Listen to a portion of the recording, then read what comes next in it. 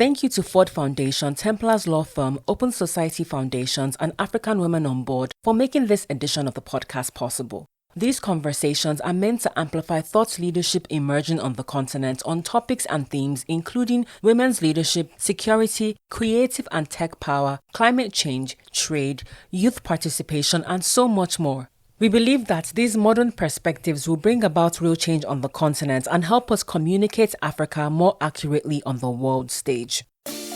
Hello and welcome to the Africa Soft Power podcast, a show changing narratives and improving realities by incorporating vital and unseen African perspectives into global conversations while strengthening connections with the global diaspora community. My name is Folashade Anozie. So we are one episode away from wrapping up our extraordinary podcast summit edition series. And if you are listening to the podcast for the first time and you don't know what the Africa Soft Power Summit is, it's the premier event for women's leadership and Africa's creative and tech industries. The event is held in May and it attracts speakers and delegates from across the continent and around the world. And for next year's summit, we are going back to Kigali, Rwanda. So be sure to save the date and keep an eye on our website and socials for more information. Now on this episode, we are joined by three leading voices to discuss amplifying new narratives about the continent, accelerating women into leadership roles, making inroads with the diaspora, and the power of tourism, travel, and trade in driving economic growth across Africa. Our guests are Michelle Moore, an award-winning leadership coach, author, speaker, and educator who has been voted as one of the UK's 50 most influential women in sport. Wilmot Allen, he's a multi-sector entrepreneur, emerging market private equity investor, and founder and chairman of VentureLift Africa. And finally, Tina Taylor, who's a business leader, co-founder and chief executive officer of Core 3 Innovations, founder of Heritage STEM Camps Foundation, and managing director at Unum Capital Investments. Hello, Ms. Moore. Welcome to the Africa Soft Power podcast. Thank you so much for having me. It's brilliant to be here. I'm super excited about our conversation. So this is your first time at the Africa Soft Power Summit, right? It is my first time, yes. What has your experience been like thus far? Oh, it's been wonderful. I love being a part of the majority. So I love being in spaces where I'm surrounded by Black people.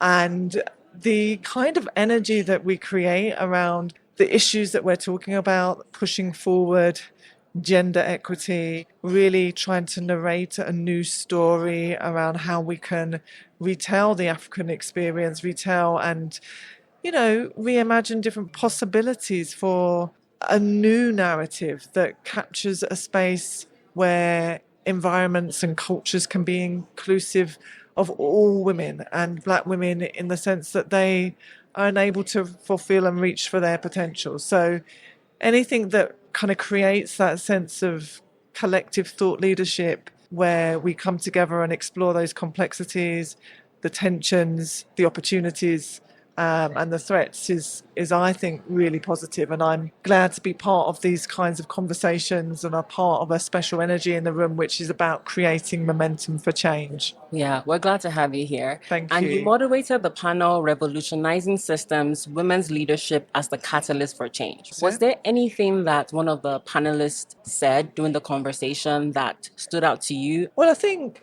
Funke Adieme, who is the Secretary General for the African Civil Aviation Commission, talked about the mindset of being entitled.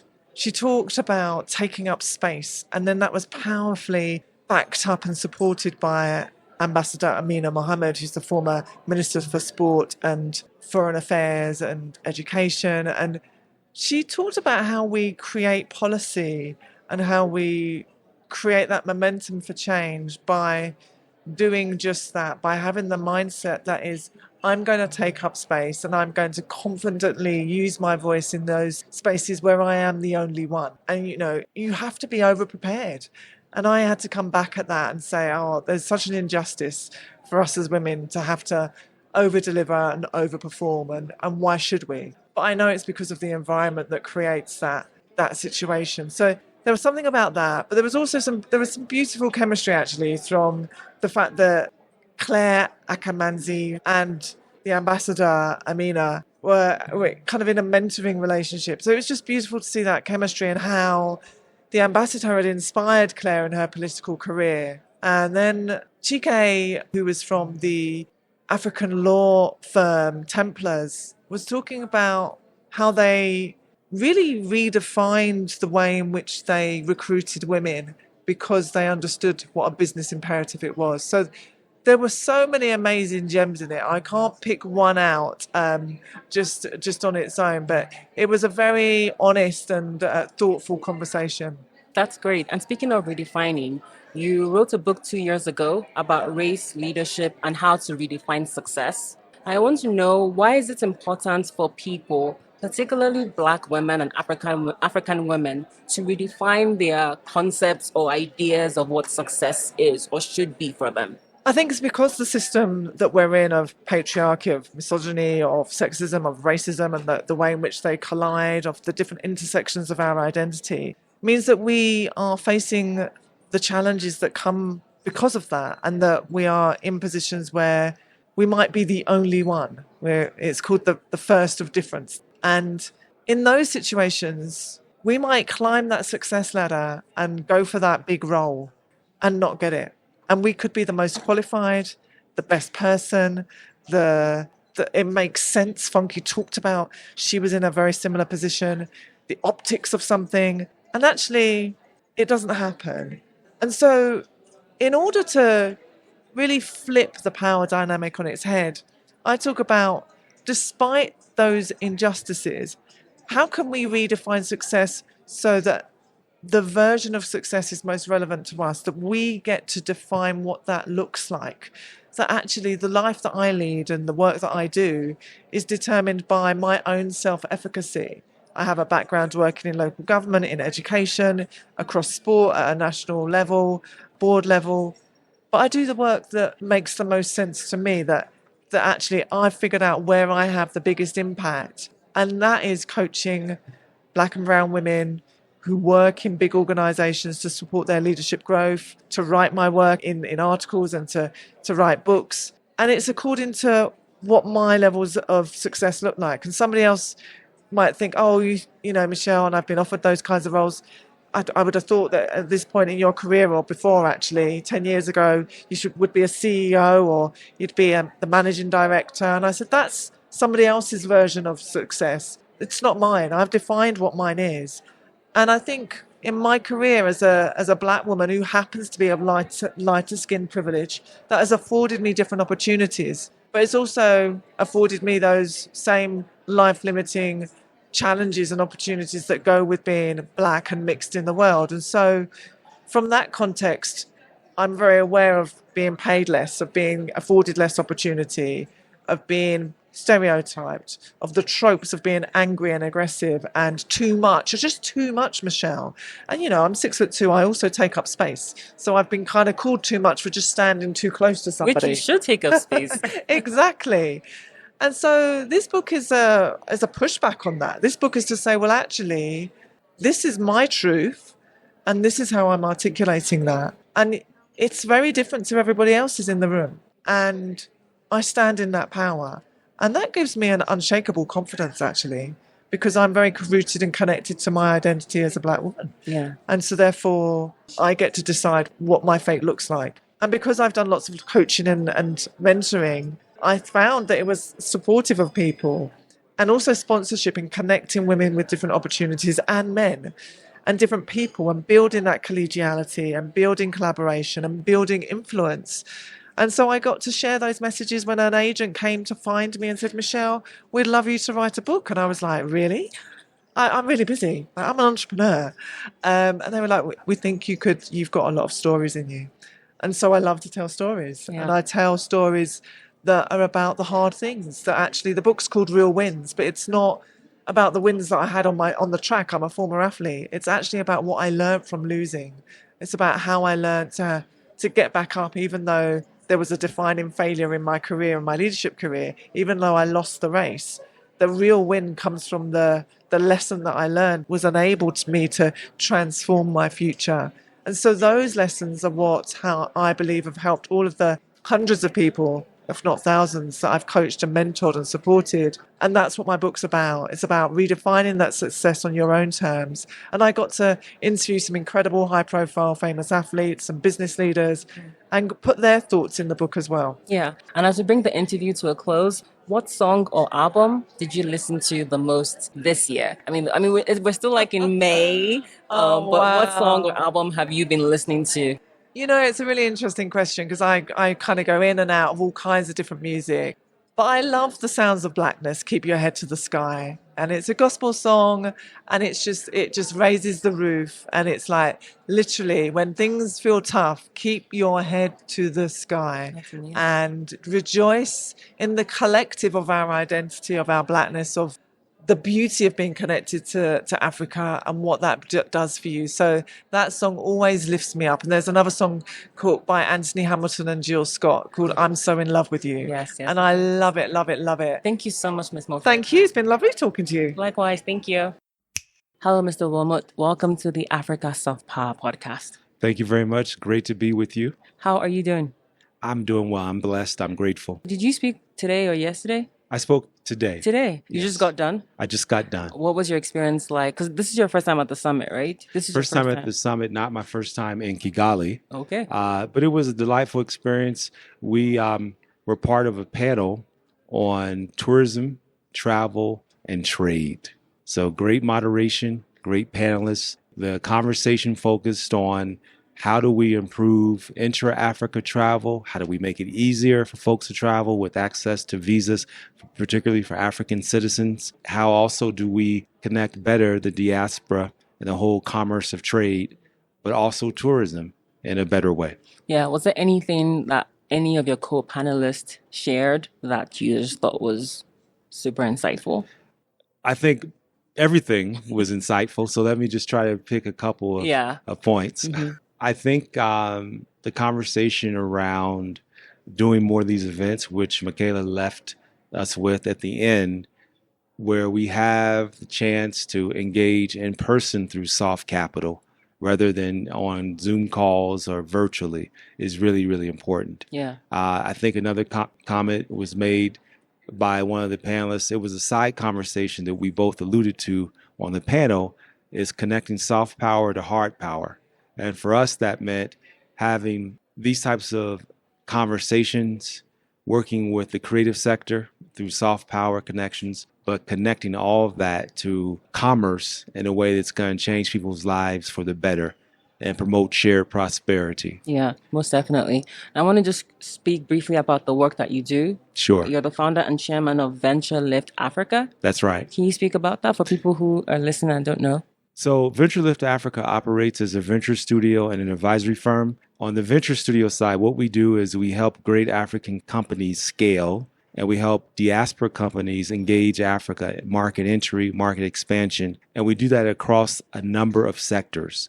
On the advisory side, it's investment and trade focused, as well as curating and hosting now what's called the Diaspora Angel Investor Network. I spoke on the panel about our work in trade, which is through our advisory practice, and we are implementation partners under the Africa Trade and Investment Program with Prosper Africa and USAID to identify and train these African Growth and Opportunity Act advisors to facilitate better U.S.-Africa trade.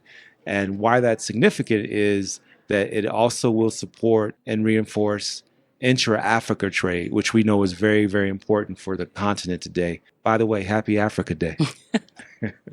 You know, I probably should have started that conversation about Happy Africa Day. So thank you. Happy African Day to you too. Thank you. Yeah, you touched on the issue of why that's significant. Mm-hmm. And I wanted to just also talk about the importance of building bridges. Sure. I'm sure part of the conversation here has been also building bridges with the diaspora. Yes. Can you speak more about that or speak briefly about that? It's hard to speak briefly, but I'll try.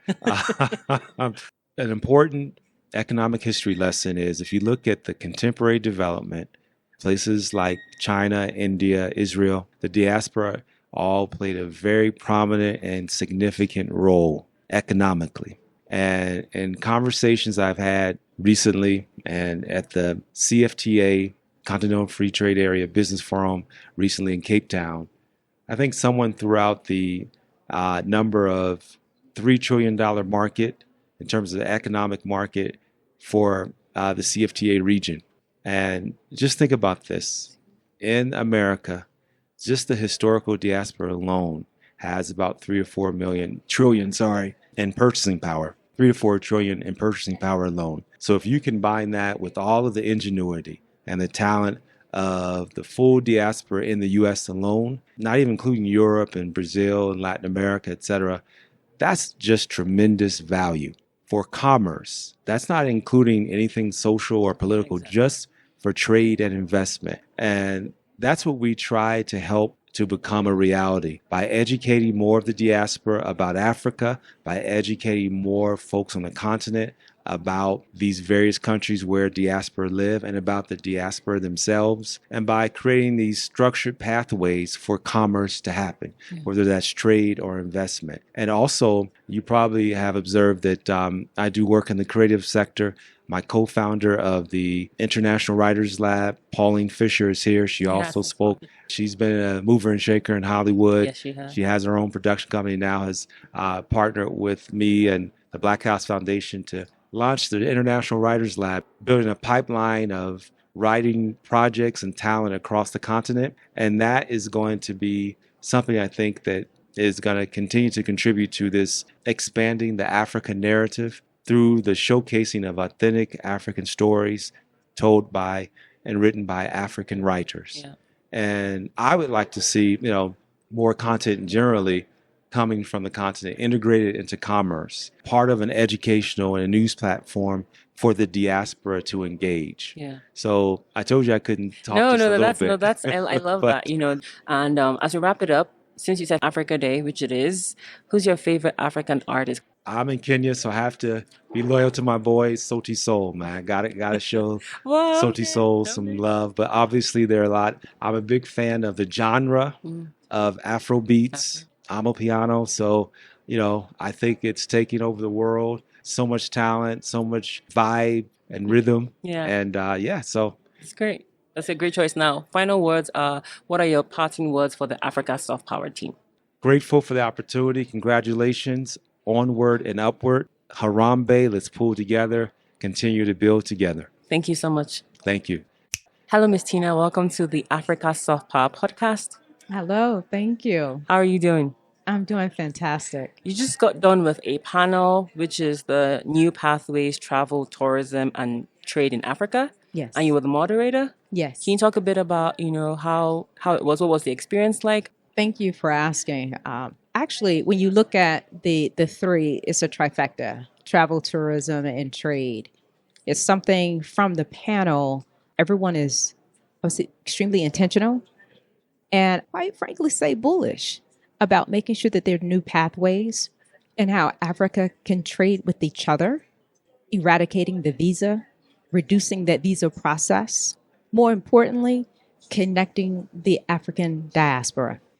Will you be able to make a thunder and a boom when you connect the diaspora? Absolutely. So that's what we're going to push, and we're going to navigate and make sure that there's trade, there's financing, and there are new pathways in which we can travel to see one another. I love that, thunder and the boom. I'm going to steal that. Please do. Now, you talked about making inroads with the diaspora. Yes. As someone who's from the diaspora, why do you think that is important? I think it's important for a variety of reasons. Here's two. One, I think African Americans, particularly those that's in the United States, since the pandemic, and I would dare say George Floyd, a lot of people start to understand our journey. More importantly, African Americans start to understand their history. And there's a beckoning and a calling to come back to our roots. When you look at our buying power, it is unprecedented, and it has not stayed within our communities. Now we're starting to look at it as, instead of investing in European nations and countries, which has done us well and given us a lot of, I would say, trade as well as different items. Now we're starting to be unapologetic about being authentically Black and investing in Black. Black owned, Black made, Black created. Very true, very true. And this is not your first time at the summit. This is my first time at the summit. Well, here. I mean, physically. You've It done, is. yes. It's my first time visiting Rwanda, Exactly. but I've been on the continent though. Yes. What has that experience been like? Oh, it's powerful. You can't put the correct words to it. Rwanda, as I said on the panel, it's something that I heard about in a movie. And I was so thankful that the World Economic Forum selected Rwanda to be one of the locations for its forum. That changed the narrative. It put Rwanda at the forefront and the top frontal lobe of everyone. So then I became very passionate about learning about it. I'm trying to plan a trip with my family to come here next year. That's how excited I am. Yeah, that's great. And Africa Soft Power, I mean, what can I say? I think this is a needed and a fantastic organization. We're having the right conversations at the right time with the right people, pushing the agenda, not talking about just the issues, but putting forth solutions. And that's why I pushed the panel today. Everyone that's in that room, you have power in your voice, you have power in your vote, you have power in your pocket. Use it. Use it. True, very true. Now, can you just talk briefly about the work that you do? Because people listening may not know, the work that you do, but you're the CEO of Core Innovations. Yes, Core 3 Innovations. Core 3, so we put together economic development strategies for small, mid-sized businesses, municipalities, and countries. And all that means, all those words, we try to make sure that all those different entities, that they understand the right economic or capital strategy for them to be able to grow from a public as well as a private perspective. I'm also the managing director for Unum Capital Investments. And so we look at different ways in how we can create innovative financial packages for startups and entrepreneurs that's in the tech space. So we work in 3 industries, telecom, agriculture, and energy or renewable energy. And we also work on the extreme end on large infrastructure projects. All too often we see Black people, regardless of where you are in the world, we're usually at the bottom of the pyramid when it comes to those commodities. So we want to make sure that we're building businesses, we're building infrastructure and building those roads where it's going to be able to benefit us. As you were talking, I was thinking of Silicon Valley Bank and how startups were supremely affected by that, because of the cash flight. There's a word for it when people take all their money out of a bank. There's an academic or business term for that. But as you were speaking, I'm drawing a blank right now. No, yeah. As you were speaking, I was just thinking about that. Now, what was the last song or album that you listened to? Oh, it was Whitney Houston and Julio Iglesias. Could I have this last kiss? I love that song. It's such a beautiful. That's why I was smiling. It was like I was listening to it this morning. Yeah. That was like my jam. Like it's such an underrated song. I don't know. Oh my God. I'm surprised it didn't do as well as it should have done. Yeah. But I love it. Yeah. Speaking of legends, obviously, we heard of the passing of Tina Turner. Yes. Can you just speak briefly about what her music meant to you or still means to you? First of all, she was a pioneer. I share her initials, Tina Taylor. That's true. Although that was her stage name, Tina Turner. I think she broke a lot of barriers. She unapologetically put Black women in spaces in which they didn't see us in rock and roll.